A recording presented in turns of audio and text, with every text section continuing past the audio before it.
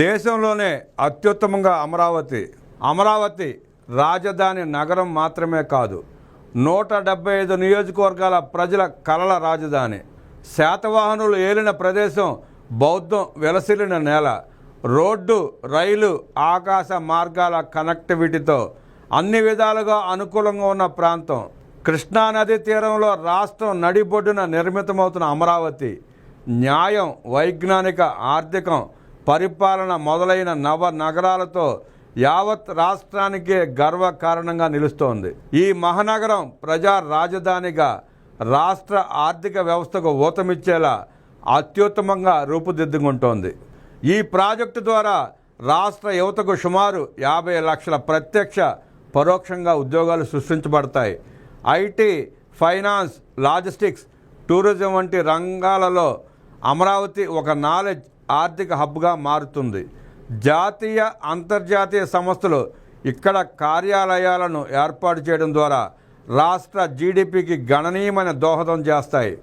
అమరావతి పునర్నిర్మాణ ప్రారంభోత్సవం స్వర్ణాంధ్ర విజన్ 2047 దిశగా ఒక సంకల్ప యాత్ర.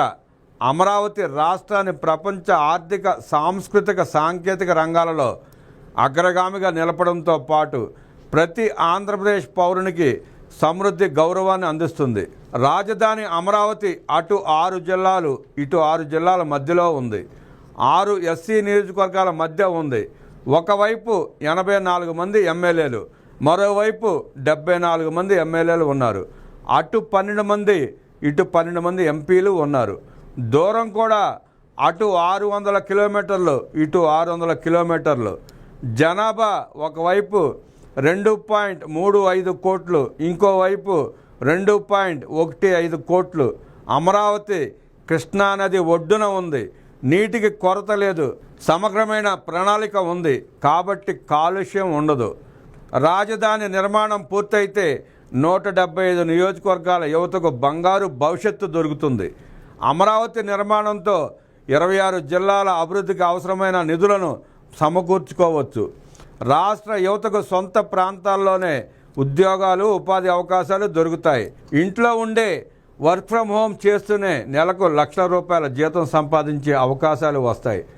రాష్ట్రానికి లక్షల కోట్ల పెట్టుబడులు, కంపెనీలు, పరిశ్రమలు పెద్ద ఎత్తున వస్తాయి. దీంతో గ్రామీణ ప్రాంత యువత కూడా ఉద్యోగాలు చేసే పరిస్థితులు, తద్వారా రాష్ట్ర ప్రజల తలసరి ఆదాయం పెరిగే పరిస్థితులు వస్తాయి. రాష్ట్రంలో యువత బాగుపడడం ఇష్టం లేని జగన్ రెడ్డి అమరావతిపై అసత్య ప్రచారాలతో విరుచుకుపడుతున్నాడు. తాను ఒక్కడే బాగుపడాలనే స్వార్థపరుడు. తన దోపిడీ విధానాలతో లక్షల కోట్ల ప్రజాధనాన్ని దోచుకున్న ఆయన, ఆ పార్టీ నేతలు పేదవాళ్ళు బాగుపడటం ఇష్టం లేకే అమరావతిపై విష ప్రచారానికి పూనుకున్నారు. అమరావతి నిర్మాణానికి రాష్ట్ర ప్రభుత్వం పెద్దగా ఖర్చు పెట్టాల్సిన అవసరం లేదు. రాజధాని కోసం సేకరించిన భూమిలో రైతులకు ప్లాట్లు, ప్రభుత్వ భవనాలు, రోడ్లు, పార్కులకు పోను. మిగిలిన భూమి అమ్మకం ద్వారా వచ్చిన సొమ్ముతోనే రాజధాని పూర్తయ్యేది. 10 ఏళ్ల తర్వాత సైబరాబాద్ వద్ద పెరిగినట్లు ఇక్కడ భూముల విలువ ఎకరం 50 కోట్లకు పైగా పెరిగి ఉండేది. పెరిగిన భూముల విలువ ప్రకారం ప్రభుత్వం ఆధీనంలో ఉన్న భూమిని దశలవారీగా అమ్ముతూ రాజధాని నిర్మాణానికి చేసిన అప్పులను వడ్డీలతో సహా చెల్లించవచ్చు. మిగిలిన డబ్బుని 175 నియోజకవర్గాల అభివృద్ధికి వినియోగించుకోవచ్చు. అలాంటి గొప్ప రాజధానిపై వైసీపీ, పేటీఎం బ్యాచ్తో పాటు పొరుగు రాష్ట్ర నాయకులు కూడా అబద్ధపు ప్రచారాలు చేస్తున్నారు.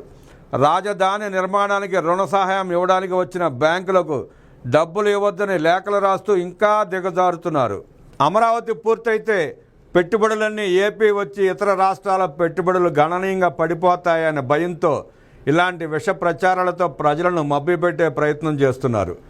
అమరావతి నిర్మాణానికి పెట్టే ప్రతి రూపాయిని తిరిగి ప్రజలపై భారాలు వేసి తిరిగి రాబడతారంటూ జగన్ రెడ్డి అంటుకో ప్రజలను భయభ్రాంతులకు గురి చేసేలా కుట్రలు చేస్తున్నారు.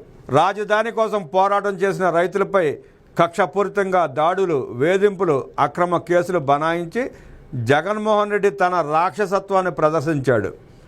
జగన్ రెడ్డి పాలనలో పోలీసు అధికారులు ఓ ప్రైవేట్ సైన్యంలా పేటరేగిపోయారు. దళిత రైతులపై అక్రమ కేసులు పెట్టడమే కాకుండా దళితులపైనే ఎస్సీ, ఎస్టీ అట్రాసిటీ కేసులు బనాయించి వారి చేతులకు బేడీలు వేసి జైళ్లకు తరలించి హింసించారంటే పోలీసులు ఏ పాత్ర పోషించారో ప్రత్యేకంగా చెప్పనక్కర్లేదు. ఇన్ని నిర్బంధాల్లో సైతం 1631 రోజుల పాటు నిర్విరామంగా రాజధాని రైతులు పోరాటాలు చేశారు. ఈ సుదీర్ఘ పోరాటంలో 230కి పైగా రైతులు వేధింపులు తాళలేక ప్రాణాలు వదిలారు. రైతుల ప్రాణ త్యాగాలు, పోరాటాలు, న్యాయస్థానాల జోక్యంతో రాజధాని అమరావతి చెక్కు చెదరకుండా అలా నిలబడింది. ప్రతిపక్ష హోదాలో ఉన్నప్పుడు అమరావతిలో రాజధాని నిర్మించడానికి మద్దతు తెలిపి అధికారంలోకి వచ్చాక 3 రాజధానుల పేరుతో ప్రజలను జగన్మోహన్ రెడ్డి మోసం చేశాడు. జగన్ రెడ్డి వికృత క్రీడకు 3 రాజధానుల అంశం అద్దం పడుతుంది. ఏపీలో 3 రాజధానులు పెడతామంటూ ప్రచారం చేసి అసెంబ్లీలో అడ్డగోలు తీర్మానాలతో హడావుడి చేసి శాసన మండలిలో 3 రాజధానుల బిల్లులు పాస్ చేయలేదనే నెపంతో చైర్మన్ షరాఫ్పై దాడి చేశారు. అమరావతిని పూర్తిగా చంపేయాలనే దుష్ట ఆలోచనలతో జగన్ రెడ్డి అండుకో చేయని ప్రయత్నం లేదు. కానీ రాజధాని రైతుల త్యాగాలు ఫలించాయి. ప్రజా వ్యతిరేక పాలనలతో జగన్ రెడ్డి పాపాలు పండాయి. 2024 ఎన్నికల్లో రాష్ట్ర ప్రజలు జగన్ రెడ్డిని ముఖంపై కొట్టినట్టు ఏకపక్షంగా తీర్పు ఇచ్చారు. జగన్ రెడ్డిని చిత్తుగా ఓడించారు. ప్రజారంజక ప్రభుత్వంగా చంద్రబాబు నేతృత్వంలో ఏపీలో కూటమి ప్రభుత్వం ఏర్పడడంతో నేడు రాష్ట్ర రాజధాని అమరావతి కొత్త చిగురులు తొడుగుతోంది. సైకో రెడ్డి పాలనలో అడవిలా మారిన అమరావతి నేడు అభివృద్ధికి కేరాఫ్ అడ్రస్గా పెట్టుబడిదారులకు స్వర్గధామంలా మారుతోంది. 2014-2019 మధ్య అమరావతి నిర్మాణం పనులు ఎక్కడ ఆగాయో తిరిగి అదే దశలో ప్రధానమంత్రి మోదీ చేతుల మీదుగా పునఃప్రారంభానికి సిద్ధమైంది. ముఖ్యమంత్రి చంద్రబాబు తన పరిపాలన దక్షతతో ప్రపంచ బ్యాంకు, ఏషియన్ డెవలప్మెంట్ బ్యాంకులను ఒప్పించి తెచ్చిన నిధులతో అమరావతి పనులు రానున్న కాలంలో పరుగులు పెట్టబోతున్నాయి. దీనిలో భాగంగానే రాష్ట్ర ప్రభుత్వం అమరావతికి ఇప్పటి వరకు 65,000 కోట్ల పనులకు ఆమోదం తెలిపారు. దీంతో అమరావతి ప్రాంతం సరికొత్త రూపు సంతరించుకోనుంది. రానున్న కాలంలో వైసీపీ రాక్షసులు నాశనం చేసిన అమరావతి ప్రాంత 175 నియోజకవర్గాల యువతకు రాష్ట్ర ప్రజలకు వరం కానుంది. అభివృద్ధి, సంక్షేమం విజనరీ పాలకుల చేతుల్లో అధికారం ఉంటే పరిస్థితులు ఎలా ఉంటాయో అభివృద్ధి చెందిన ప్రస్తుత తెలంగాణ, ముఖ్యంగా హైదరాబాద్, సైబరాబాద్ నగరాలు ఉదాహరణ అయితే నేడు అమరావతి రెండో ఉదాహరణగా నిలవబోతోంది. అందుకే రాష్ట్ర ప్రజలు దగాకోర్లను ఇంటికే పరిమితం చేయాలి. అభివృద్ధి ప్రదాతలకు అధికారాన్ని ఇవ్వాలి.